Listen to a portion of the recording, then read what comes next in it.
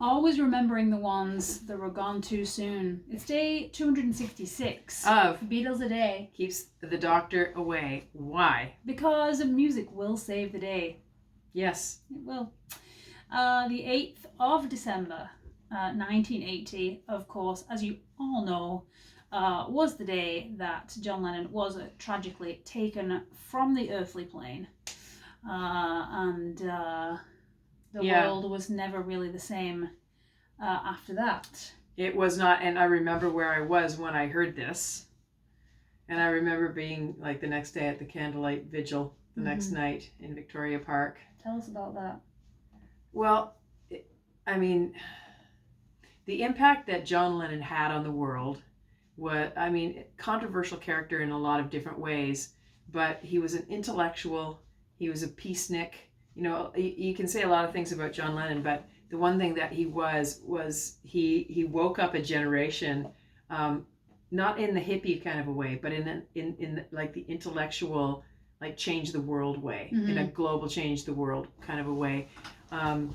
He was kind of in his own world about that, and in his own level about that sort of a thing. So it was, there were hundreds and hundreds of people gathered with candles and tears, and you know, you see people crying over people that they don't know that were big impactful people. But John Lennon was a huge impactful person in my life. Like I had all the Beatles albums, all of his albums. I played, you know, I was like, you know, like 10 years old, I'm playing Working Class Hero on the guitar, you know, like I knew anything about it, but 10 years old, all cousins as long as I can see. Anyway, you know, I can see that. Yeah, I was doing it, even though my mother would be mortified to let, I would never swear.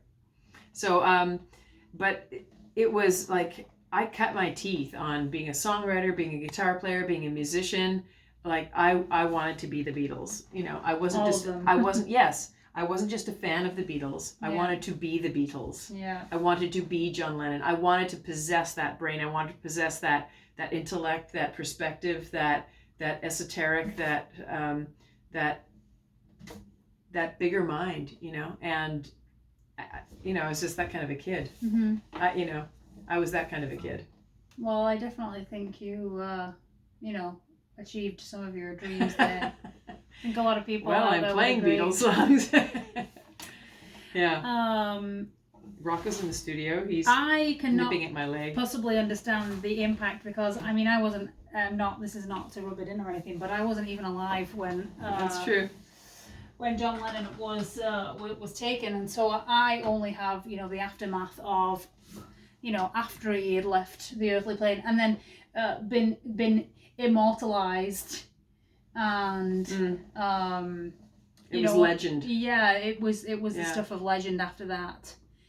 But you know, I have thought many times about what would be different now if that hadn't have happened.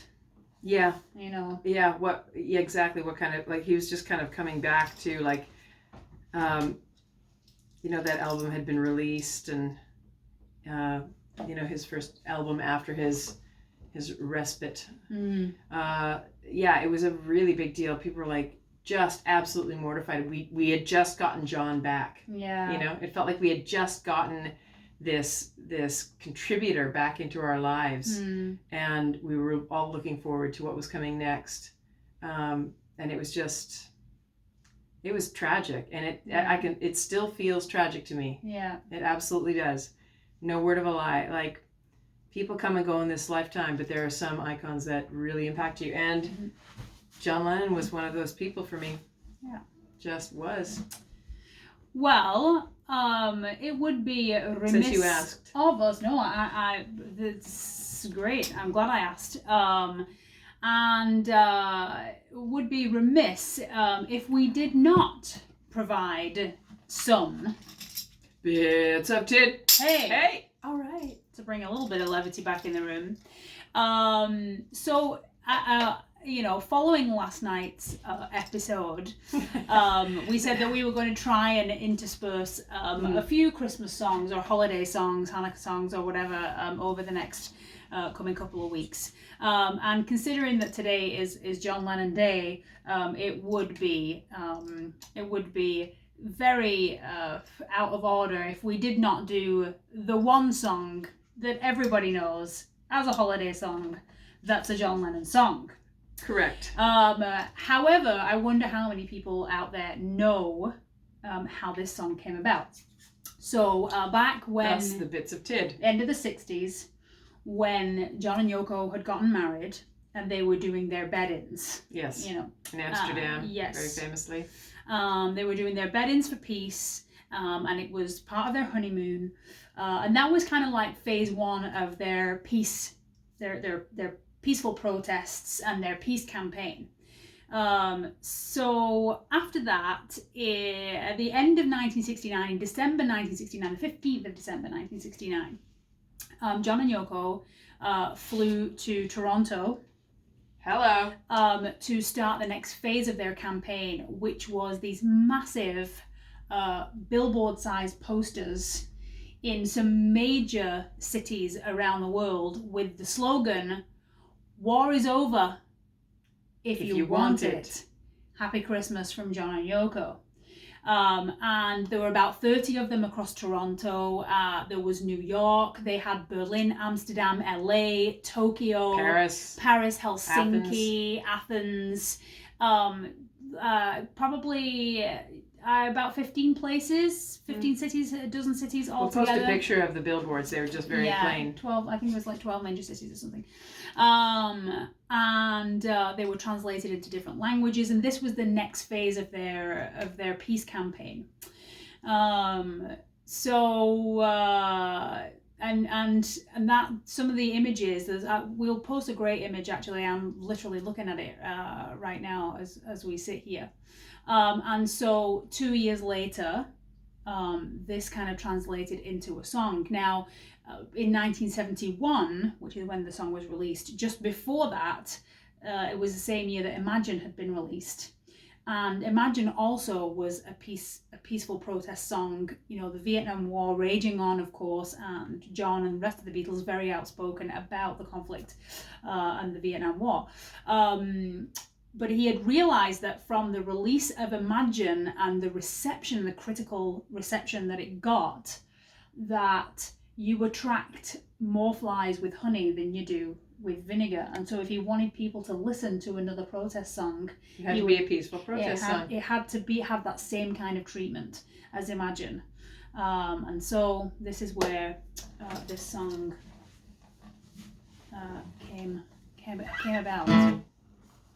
Are you ready, my friend? I think so. You want to help me on the first line? Ready? So this is Christmas. What have you done? Another year over. New one just begun. So this is Christmas.